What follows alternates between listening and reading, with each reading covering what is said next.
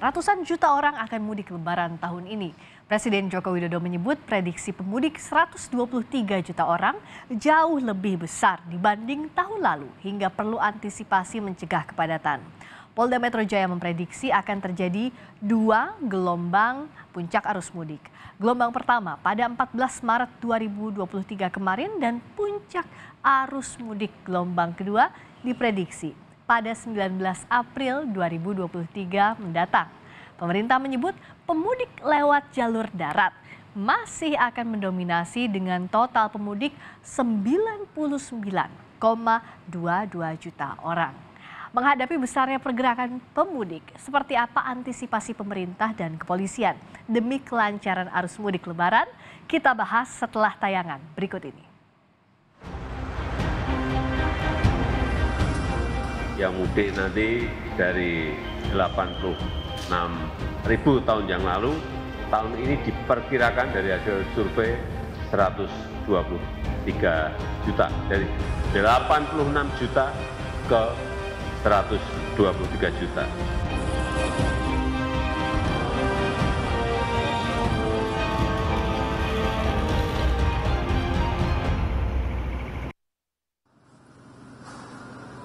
Sepekan sebelum Lebaran, pengguna kapal laut naik 25% atau sekitar 600.000 penumpang.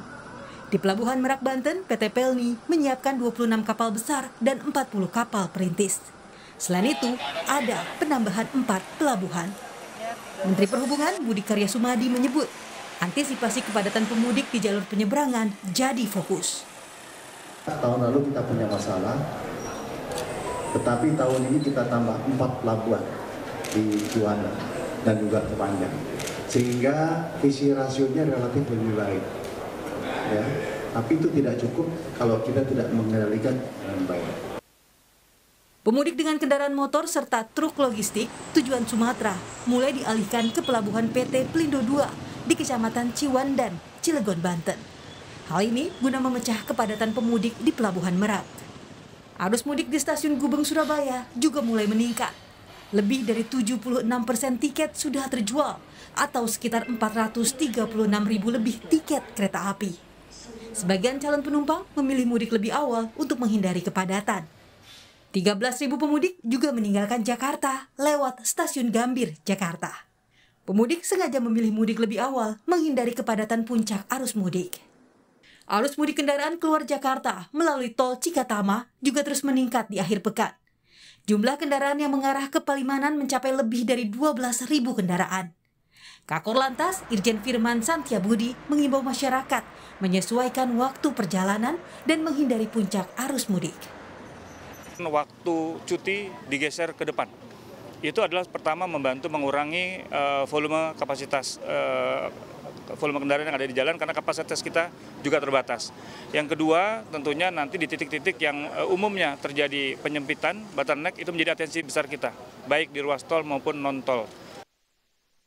Mulai hari ini, Tol Cilenyi Sumedang, Dauan Majalengka atau Cisumdawu resmi bisa digunakan untuk arus mudik Lebaran. Namun, hanya digunakan satu arah dari Cimalaka menuju Cipali. Pemudik dapat menempuh jarak Bandung-Majalengka hanya dalam waktu 1 jam saja.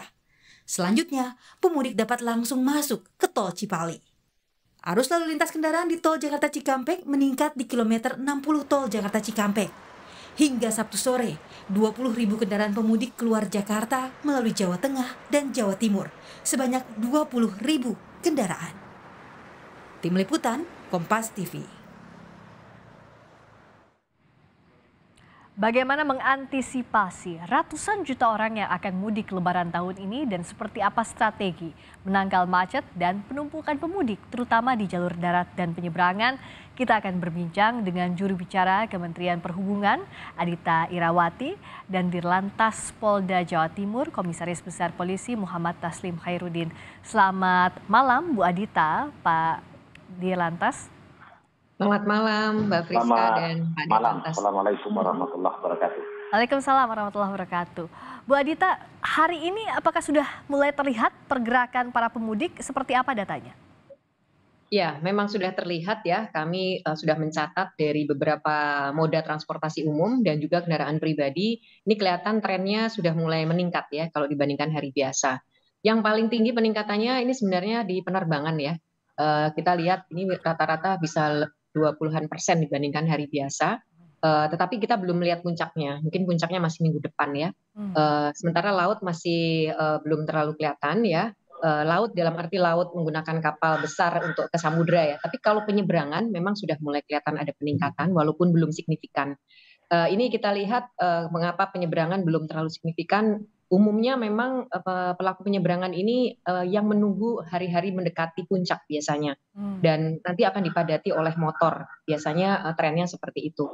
Sedangkan untuk kereta api ini juga sebenarnya sudah sejak jauh hari terjadi tren peningkatan. Dan sampai hari ini pun kita lihat peningkatannya juga hampir sekitar 15-an%. Sementara untuk kendaraan, kami mendapat laporan dari Jasa Marga, khususnya di pintu tol utama, itu memang sudah ada peningkatan kira-kira 5%-an kalau dibandingkan hari biasa. Sementara kalau dibandingkan tahun lalu memang sudah ada peningkatan signifikan. Jadi kami melihat memang sejak H-8 itu kemarin ya, karena data yang kami catat hari ini adalah data kemarin, itu terjadi tren peningkatan. Dan kami melihat ini akan berjalan terus peningkatan ini sampai puncak yang memang kami prediksi. Jadi mulai tanggal 18, 19 hingga 21 itu masih akan menjadi puncak mudik yang memang sudah tersebar di beberapa hari. Jadi mudah-mudahan nanti volume kendaraan juga tersebar ya di hari-hari tersebut, tidak menumpuk di satu tanggal aja. Begitu Friska. Mulai 8 hari sebelum Lebaran sudah mulai terlihat pergerakan pemudik. Pak Dir, bicara soal data Kementerian Perhubungan bahwa akan ada 26,6 juta pemudik menuju Jawa Timur. Antisipasinya seperti apa di mudik tahun ini, Pak Dir? Ya, saya ralat sedikit. Yang pertama, kalau berdasarkan informasi atau data yang saya dapat, dari 123 juta itu 19% yang akan menuju Jawa Timur, tapi kurang lebih sekitar 23 juta yang datang ke Jawa Timur. Yang pertama, barangkali menguntungkan bagi kami di ujung di Jawa Timur, ketika tadi disampaikan oleh dari Bu Anggita ya, bahwa pergerakan itu terbagi sedemikian rupa sehingga barangkali nanti penumpukannya tidak terlalu signifikan di hari-hari puncak. Kalau ditanya kesiapan kami, insya Allah pertama kami ingin menyatakan bahwa Jawa Timur insya Allah siap memberikan pelayanan kepada para pemudik yang akan mudik, termasuk di dalamnya adalah bersilaturahmi dan mengunjungi objek-objek wisata. Kami sudah mempersiapkan pengamanan di Jawa Timur, menyiapkan berdasarkan karakteristik rawanan yang kami coba identifikasi. Kami menyiapkan kurang lebih sekitar 276 pos berupa 216 pos pengamanan, 44 pos pelayanan dan 14 pos terpadu. Kemudian personil yang mengawaki kita libatkan kurang lebih sekitar 17.900 personil. Terdiri dari 10.000 sekian itu adalah personil Polri, kemudian 7.000 diantaranya adalah personil dari lintas sektoral, baik teman-teman dari TNI, kemudian dari Dishub, dari kesehatan dan sebagainya. Kurang lebihnya seperti itu kesiapan kita. Insya Allah saya menyatakan siap. Untuk CB-CB sendiri, kami tidak pernah mau mencoba untuk underestimate, kita juga overestimate, meskipun tahun lalu, belajar dari tahun lalu, one way yang dilakukan dari pusat sampai dengan Jawa Tengah, Jawa Timur tidak efektif untuk dilakukan, karena memang jumlah pemudik yang sampai di Jawa Timur tidak terlalu banyak. Akan tetapi di tahun ini tetap kita siapkan one way, dimulai dari 500 km, 546, itu masih 2 km sebelum masuk Jawa Timur, untuk masuk ke Jawa Timur sampai dengan gate Waru kita siapkan one way. Kemudian skema-skema kontraflow kita juga siapkan, akan tetapi untuk penerapannya sangat tergantung pada situasi yang berkembang di lapangan. Kira-kira demikian, Pak. Kalau dari Bu Adita dari Kementerian Perhubungan, karena banyak sekali pemudik yang akan melalui jalur darat, untuk titik krusial jalur mudik darat itu di mana saja? Antisipasinya seperti apa, Bu Adita? Baik, kami sudah identifikasi memang ini yang akan menjadi titik krusial ini sebenarnya tol yang keluar dari Jakarta menuju Cikampek sampai dengan Kali Kangkung di Semarang. Hmm, Itu kilometer 414 ya. ya. Dan setelah itu memang umumnya lebih longgar ya, karena biasanya begitu sampai Semarang, ini volume dan alur kendaraan ini terpecah ya. Ada yang menuju ke selatan, ada yang terus ke timur. Jadi relatif memang lebih terurai begitu keluar dari Kali Kangkung. Nah, kami tentu ada antisipasinya, dan ini juga sudah diumumkan kepada masyarakat. Nanti sejak tanggal 18 April, jadi hari Selasa minggu depan, sampai dengan 21 April, itu akan dilakukan rekayasa lalu lintas. Mulai dari kilometer 47 ya, di Cikampek, sampai dengan di kilometer 72, ini nanti akan diberlakukan kontraflow di situ, karena kini dengan ada tambahan satu lajur, tol Jakarta Cikampek ini bisa memiliki 4 lajur Oh, masing-masing ya, sehingga ketika dilakukan kontraflow, ini masih sangat memungkinkan. Tahun lalu memang pembelajarannya one way-nya sangat panjang ya, bahkan sejak 47 sudah one way. betul. Tetapi dampaknya adalah saudara-saudara kita yang dari timur maupun dari Bandung yang menuju ke Jakarta itu nggak punya jalan di jalan tol. Ya. Sehingga memang menyebabkan beberapa hal yang tidak nyaman ya, dan kami belajar betul dari itu, sehingga ada penambahan lajur ini bisa memungkinkan dilakukan kontraflow sehingga arah sebaliknya masih bisa digunakan. Hmm, Sementara kalau dari 72 sampai dengan Semarang, ini memang mau tidak mau harus dilakukan one way. Karena lajur tolnya tidak lebar ya, hanya ada 2 lajur, dan ini sangat tidak mungkin dilakukan kontraflow. Nantinya akan sangat padat arus dari barat ke timur, kalau dilakukan kontraflow sudah tidak ada ruas lagi gitu, karena hanya punya 2 ruas per satu jalan tol yang menuju barat maupun timur. Nah, jadi ini sebenarnya rekayasa-rekayasa yang disiapkan, tentu pihak kepolisian lah yang nanti akan banyak melakukan pengawasan dan pengendalian di lapangan.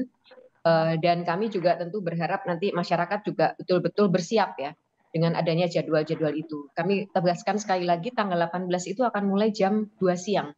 Itu akan diberlakukan kontraflow dan one way. Jadi mohon kerjasama juga dari masyarakat ya, ya. supaya kita sama-sama nanti perjalanannya lancar, nyaman ya, tidak banyak hal-hal yang menyulitkan gitu di lapangan. Termasuk Kemenhub juga sudah mengecek jalur alternatif yang disiapkan saat berlakunya rekayasa lalu lintas sudah mumpuni sejauh ini, Bu Adita. Ya, tentu begitu kita bicara jalur alternatif, tentu itu arteri dan beberapa jalan-jalan tol yang memang fungsional diberlakukan, yang ini oleh Kementerian PUPR juga sudah disiapkan. Kami sudah melakukan pengecekan khususnya untuk yang jalan tol, sementara arteri kami berkoordinasi dengan daerah, Mbak.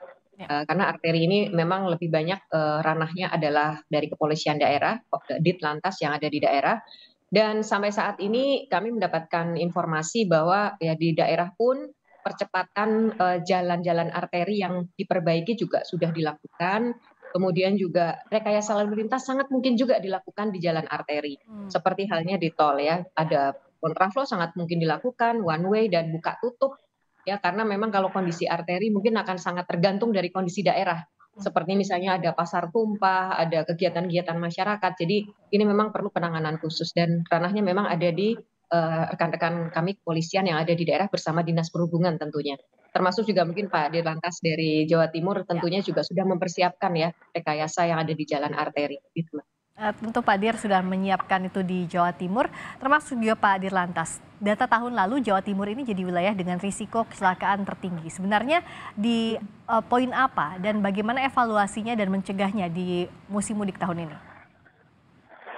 Ya betul sekali. Jadi Jawa Timur kalau kita melihat data, perbandingan antara pelaksanaan pengamanan ketupat di tahun 2021 ke 2022, ada kenaikan kecelakaan lalu lintas itu kurang lebih sekitar 30% dari data 503 di 2021 ke 2022 itu 836. Biasanya kecelakaan itu berbanding lurus dengan dinamisasi masyarakat. Dengan penambahan atau dengan meningkatnya pemudik sampai dengan angka 30%, itu kalau bicara logika semestinya memang kecelakaan itu meningkat. Nah, oleh sebab itu kita sudah melakukan upaya-upaya. Yang pertama adalah untuk di jalan tol ada 7 titik rawan kecelakaan yang kita identifikasi karena berdasarkan data, hasil data. Nah, kita sudah bekerja sama kepada dengan teman-teman jasa marga, kita minta dipasang speed trap, garis kejut di titik-titik rawan itu untuk mengingatkan pemudik untuk mengurangi kecepatan. Karena 7 titik di jalan tol itu rata-rata faktor penyebabnya adalah kecepatan tinggi dan kurangnya lampu penerangan. Ya. Nah, yang kedua, kami minta kepada teman-teman jasa marga untuk running tag itu selalu mengingatkan kepada masyarakat pengguna jalan, khususnya pengemudi, untuk berhati-hati, mengurangi kecepatan apabila lelah beristirahat, karena mereka mudik tujuannya adalah bersilaturahmi dengan keluarga, bertemu dengan keluarga, harapannya selamat sampai dengan tujuan, bisa bersilaturahmi dengan keluarga, jangan sampai nanti pelanggaran-pelanggaran atau kecerobohan-kecerobohan yang dilakukan itu menyebabkan justru tujuannya tidak tercapai.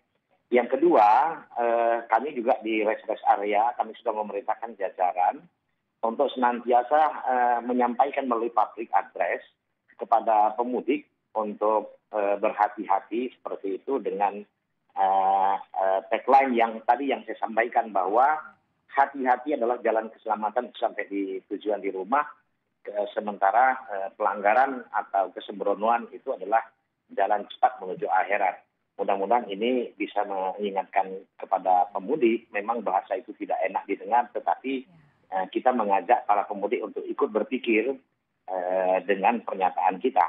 Yang kedua di jalan arteri di Jawa Timur itu panjangnya kurang lebih sekarang 1.436 km, baik di jalur utara, jalur tengah maupun jalur selatan.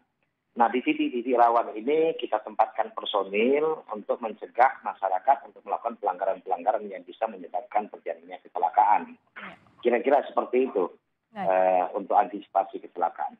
Nah, semoga antisipasi ini berjalan dengan baik dari berbagai pihak. Terakhir Bu Adita, apa yang jadi prioritas di pekan awal ini, pekan awal mudik di 8 hari kemarin sampai nanti periode awal puncak arus mudik, dan apa yang bisa diimbau kepada warga untuk membagi waktu mudik agar tidak bertumpuk begitu ya di satu hari yang sama agar lancar mudik tahun ini? Ya, dengan adanya tadi ya data-data mulai ada tren kenaikan, kami lihat ini masyarakat memang sudah melakukan mudiknya lebih awal ya dari jadwal yang semula gitu. Ya. Jadi kelihatan dari pergerakannya dari mulai kemarin sudah kelihatan. Jadi ya mudah-mudahan ini pertanda bahwa masyarakat memang mengikuti ya himbauan dari pemerintah ya untuk mudik lebih awal.